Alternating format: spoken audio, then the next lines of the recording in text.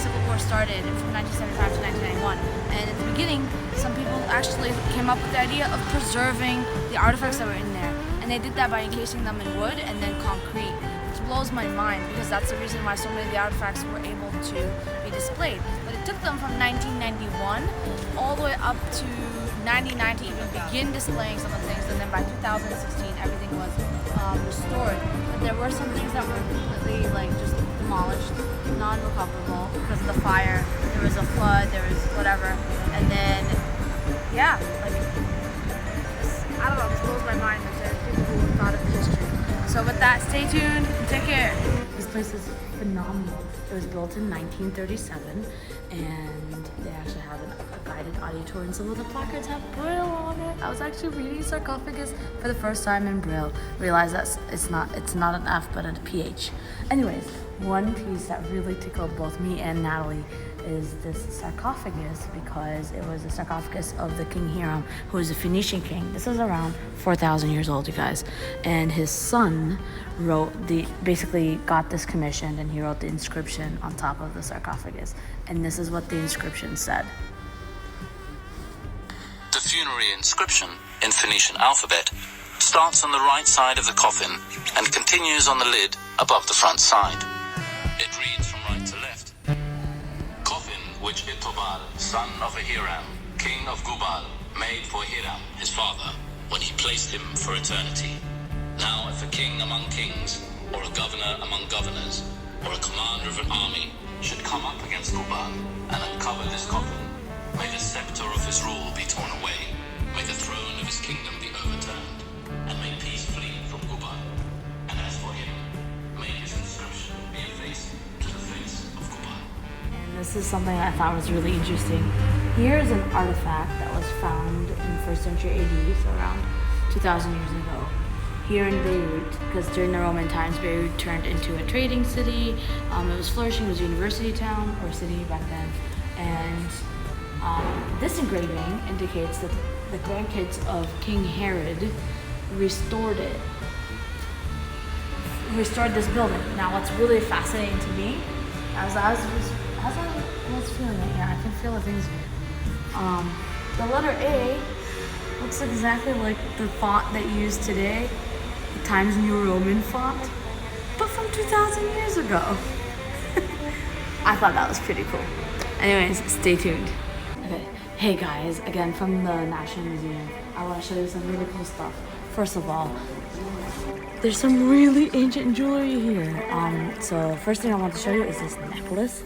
You see that medallion they found as part of the goldsmithery items that they found in Byblos. It dates back to 5,200 years ago. So think about that.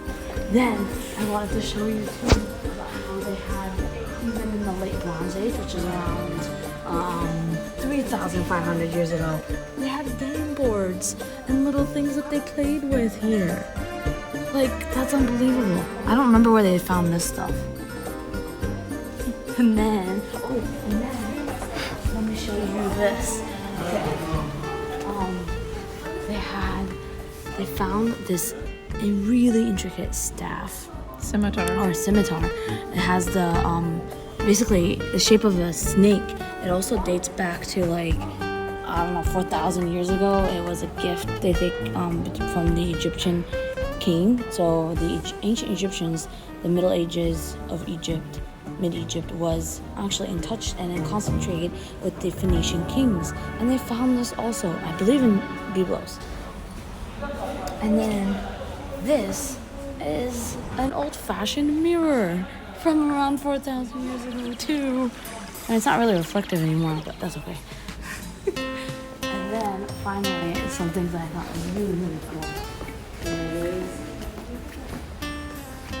Okay, all the stuff that this king, what was this king's name? The king of the Phoenicians, the Byblos king, whatever, some Abu Shabil. Roy Ip Shamu. Yes, he had definitely gotten gifts from the ancient Egyptian kings.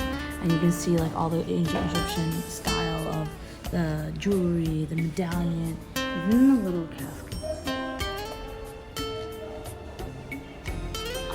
This stuff is mind-blowing. This is stuff that people used, wore, and decorated themselves. And I didn't realize how in touch the Phoenicians and the Egyptians were with one another.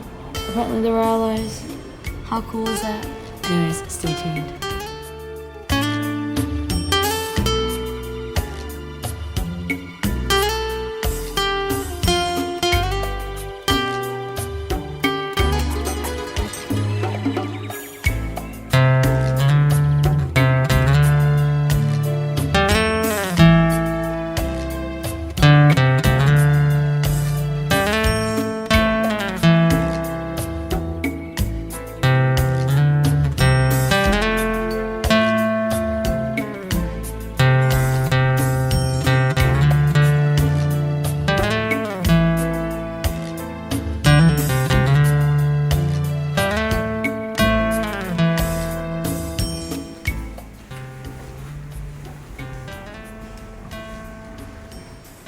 So here we're coming to you from the basement of the National Museum of Beiruit, and we have some really interesting, actually dead people.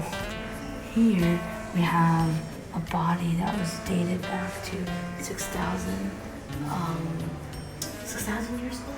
And back then in Byblos, it was found in Byblos, and back then the practice was to bury the dead in the jar that they used while they were alive to store their own seeds and for food. So they would crack open the jar and then put that dead person in there. There's one over here of a baby. And then over here, this blew my mind. There's a body that they found. It's around 8,000 to 9,000 years old. Think about that, guys. 8,000 to 9,000 years old. Anyways, I'm not gonna show you more, but there's a lot of cool stuff here in the basement of the National Museum of Beiruit, including an entire row of sarcophagi. Oh, maybe we should go show it to them. Here's the entire row of sarcophagi that they have found around different parts of Lebanon. I believe a lot